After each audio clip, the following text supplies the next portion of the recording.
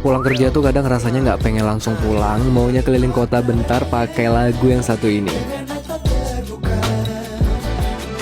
Kemarin pas pulang kerja iseng keliling Batam di daerah KDA Batam Center, aku nemuin tempat kopi baru yang langsung bikin penasaran. Namanya Toko Kopi Asli. Dari luar kelihatan menyala karena tempatnya dominan warna biru, vibes-nya unik banget sampai rasanya kayak bukan lagi di Batam. Yang bikin makin kaget, kopinya mulai dari 15 ribuan aja, tapi rasanya tetap enak dan gak murahan. Dan ini bukanya dari jam 9 pagi sampai jam 10 malam, jadi kamu kesini sebelum kerja atau selepas kerja bisa banget kesini. Jadi buruan mampir sekarang.